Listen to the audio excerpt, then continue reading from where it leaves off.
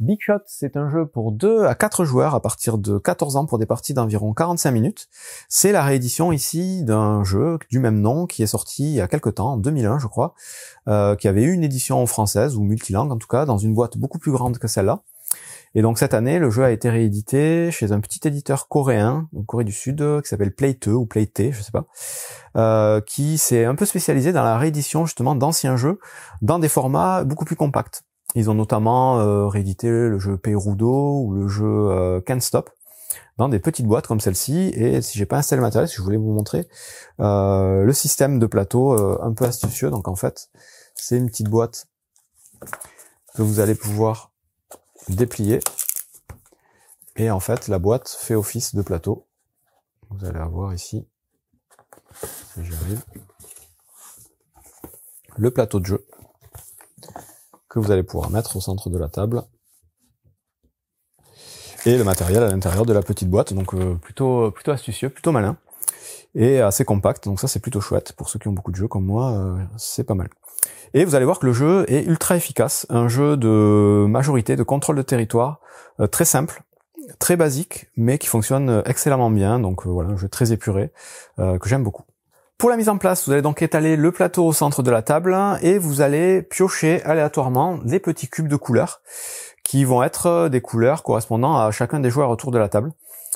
Ces cubes-là, il va falloir les mettre par lot de 4 dans chacun des emplacements qui est tout autour du plateau. La seule contrainte, c'est qu'il ne faut pas qu'il y ait qu'une seule couleur de cube dans un emplacement. Il faut qu'il y ait au moins 2 couleurs. Voilà, vous agencez ça un peu comme vous voulez, vous faites ça un peu au hasard. Une fois que vous avez fait ça, c'est la partie un peu fastidieuse, mais ça va quand même assez vite. Vous allez placer le petit bonhomme ici à côté d'un des lots, mettre le dé au centre de la table. Vous allez donner une petite carte personnage à chaque joueur. Donc là, pour une simulation à 4 joueurs, chacun aura son petit personnage et chacun commence avec 10 millions. Donc il y a de la monnaie dans le jeu, des billets de 10 000, de 5 000 et de 1000. Vous avez en plus une petite réserve, une petite réserve ici de jetons soldes que vous utiliserez quand les lots seront attribués. Et vous avez une petite réserve de cartes d'emprunt de 10 millions que vous mettez aussi au centre de la table. Une fois que vous avez fait ça, vous êtes prêt à commencer la partie. Vous allez déterminer un premier joueur aléatoirement. Une partie de Big Shot va durer exactement 18 tours. Ça correspond aux 18 lots de cubes qu'on a placés autour du plateau, donc les 9 ici et les 9 ici. À chaque tour, il va y avoir un lot de cubes qui va être attribué, donc il va y avoir une mise aux enchères, on va parier de l'argent pour récupérer ces cubes et les positionner où on veut sur le plateau. Une fois que tous les cubes auront été positionnés sur le plateau, on va passer à un décompte de fin où on va gagner du coup de l'argent en fonction des lots sur lesquels on est les propriétaires. Le but du jeu, c'est d'avoir le plus d'argent à la fin de la partie, en faisant attention du coup aux emprunts qu'on aura pu faire au cours de la partie. Donc le tour de jeu, il est très simple. Vous allez déterminer un premier joueur, vous allez lui donner le petit dé, il va lancer ce dé, et il va avancer le petit bonhomme violet du nombre de cases indiquées sur le dé dans le sens inverse des aiguilles d'une montre. Donc là, il a fait 3, le bonhomme est ici, on va dire qu'il est là, il avance, il fait 1, 2, 3. Si jamais il doit passer de l'autre côté, vous avez la petite flèche ici, il ira ici. Le bonhomme avancera uniquement sur des lots où il y a encore des cubes dessus. Si jamais ici, ces cubes avaient déjà été placés sur le plateau et qu'il était là, il aurait fait 1, 2 et 3. Et à partir du moment où il est positionné à côté d'un lot de cubes, on va commencer une vente aux enchères. Et donc en commençant par le joueur à la gauche de celui qui a lancé le dé, on va pouvoir miser de l'argent pour essayer d'être celui qui va pouvoir positionner ses cubes sur la carte. Donc on peut, le joueur ici peut dire par exemple qu'il va miser 1000. Le joueur suivant doit soit miser au moins 1000 de plus, soit passer. Si on passe, on peut pas revenir en jeu. Donc là, admettons, il passe. Le joueur d'après va miser 2000, lui va miser 3000, puis lui va passer, lui a déjà passé, lui passe, boum, c'est adjugé pour 3000. Donc ce joueur-là va devoir dépenser 3000, il va donner donc son billet de 10 000 et récupérer 7000 à la place. Il va pouvoir récupérer du coup les 4 cubes du lot en question, et il va pouvoir les placer où il veut dans les régions sur le plateau. Il peut les mettre tous au même endroit, il peut les dispatcher un peu comme il veut. Le principe c'est quoi? Le but ça va être de récupérer la majorité dans chacune des régions pour en gagner le contrôle. La majorité des cubes a sa couleur, donc lui c'est le joueur rouge. Et là, il vient de récupérer un lot où il n'y a pas du tout de couleur rouge. Mais c'est quand même intéressant de placer les cubes des autres pour les embêter. C'est un jeu vraiment à forte interaction où on va pouvoir se faire quelques crasses et s'embêter. Donc là, il va essayer de placer ses cubes dans les endroits qui sont pas très intéressants. Donc j'en sais rien, il va les dispatcher un peu comme il veut, en mettre un peu partout, peu importe. Le principe, c'est que dans chaque région, chaque zone, vous allez avoir une valeur ici qui va correspondre au nombre de dizaines de millions qu'on va récupérer, de dizaines de milliers, pardon, qu'on va récupérer à la fin de la partie si on est propriétaire de la région. Donc là, on gagnerait 11 000 si on est propriétaire à la fin de la partie. Ici, ce serait 20 000, ici, ce serait 21 000. Donc les valeurs sont différentes en fonction des régions. Et pour avoir le contrôle d'une région, je vous disais, il faut avoir le plus de cubes à sa couleur dans cette région. En sachant que dès que une région accueille son 7e cube, c'est le nombre maximum qu'on peut avoir dans une région, tout de suite, on fait le calcul et on attribue qui est le vainqueur. Donc admettons ici, c'est que j'ai mis les cubes de tout à l'heure. Hop, ils sont là. 1, 2, 3, 4, 5, 6, 7. Il y a bien 7 cubes sur le plateau. Ben, à ce moment-là, tout de suite, à la fin du tour où le 7e cube a été posé, on regarde qui est majoritaire. Dans ce cas-là, c'est simple, c'est le joueur jaune. Donc le joueur jaune, on va lui laisser un cube à sa couleur, les autres cubes seront défaussés, et on va le mettre à côté d'un petit jeton solde. C'est lui le propriétaire de cette région. Et plus personne ne pourra venir mettre des cubes dans cette région, elle a été attribuée. La subtilité dans l'attribution de ces propriétés, c'est que en cas d'égalité pour la majorité, pour la première place, les joueurs à égalité ne seront plus comptabilisés. Exemple, on reprend l'exemple de tout à l'heure. On est ici. Et à la fin de la manche, on est comme ça. Donc il y a bien 7 cubes. Il y a 3 marrons, 3 jaunes. Ben, il y a égalité pour la première place. Ben, ces deux joueurs à égalité ne sont pas comptabilisés. C'est le bleu qui gagne l'enchère, qui gagne la majorité. Donc c'est lui qui gagne la propriété. Ces cubes-là sont défaussés.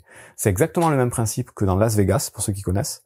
Et c'est un principe qui va pouvoir créer, du coup, pas mal de coups bas et d'interactions pour éjecter les gens en rajoutant le cube qu'il faut au bon endroit. Et ça crée pas mal de situations assez marrantes. Donc voilà pour le principe des majorités, voilà pour le principe d'attribution des cubes, et vous avez compris tout l'intérêt de remporter les bons lots au bon moment pour pouvoir se positionner aux bons endroits va être tout le sel du jeu, qui est quasiment fini au niveau de ces explications, c'est assez simple. Les petites subtilités, c'est qu'on va avoir 2 zones avec une région avec un x2. Ces régions-là, quand on en est propriétaire, on ne marquera pas de points pour la région en question. Par contre, on multiplie par 2 les points des régions adjacentes. Donc ici, si on est propriétaire du x2 ici et de la région 10 ici, ben, au lieu de marquer 10 millions à la fin, on gagnera 20 millions. Ce sera multiplié par 2. Donc c'est des zones un peu stratégiques qu'on peut essayer de récupérer. À la fin de la partie, une fois que tous les lots de cubes auront été dispatchés et attribués, les régions dans lesquelles on n'aura pas encore donné la majorité, donc la propriété aux joueurs, vont être comptabilisées exactement avec les mêmes règles, même s'il n'y a pas 7 cubes dedans. On va regarder qui est majoritaire, il gagnera la propriété. En cas d'égalité, ce sera mis de côté. Et du coup, vraiment, toutes les régions devront être attribuées à la fin de la partie, sauf cas d'égalité totale, c'est-à-dire que si à la fin de la partie, il y a juste 2 cubes dans cette région-là, les 2 sont à égalité, ils sont éliminés, il n'y a personne d'autre, donc cette région ne sera pas attribuée. Et une fois que du coup toutes les régions ont été comptabilisées à la fin de la partie, ben, on va donner l'argent correspondant à chaque joueur, et les joueurs devront additionner leurs valeurs et rembourser les éventuelles dettes qu'ils vont pouvoir prendre. Et donc ces dettes-là, on va pouvoir les prendre pendant la phase d'enchère, au moment où on doit enchérir, si jamais, admettons, lui, il lui reste que 3000. Le joueur d'avant enchérit à 5000. Lui, il veut absolument le truc, donc il va dire 6000, tant pis. Et dans ce cas-là, il va prendre une petite carte ici, qu'il va mettre à côté de lui.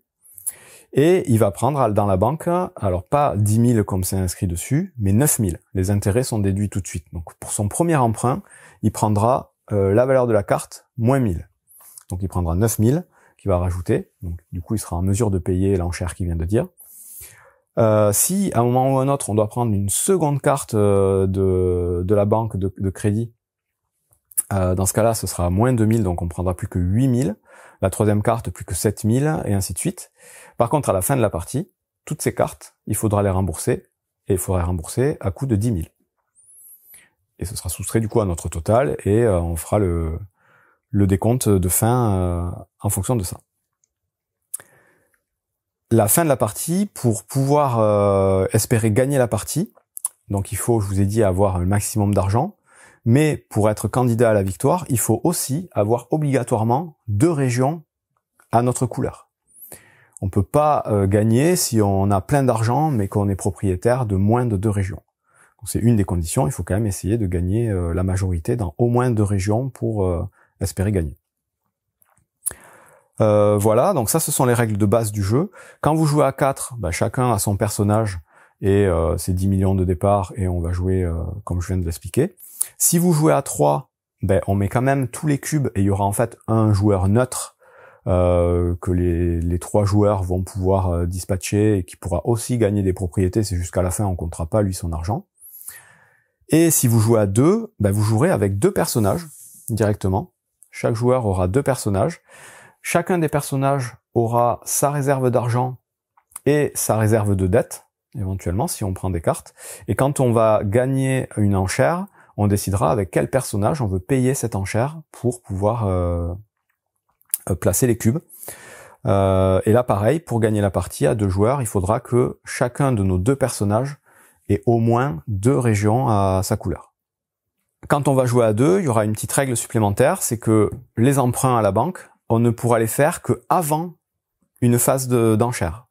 C'est-à-dire avant de commencer les enchères, on va dire si on peut prendre une carte, si on veut prendre une carte et gagner du coup de l'argent de la banque pour pouvoir le dépenser pendant cette enchère, il faudra l'anticiper.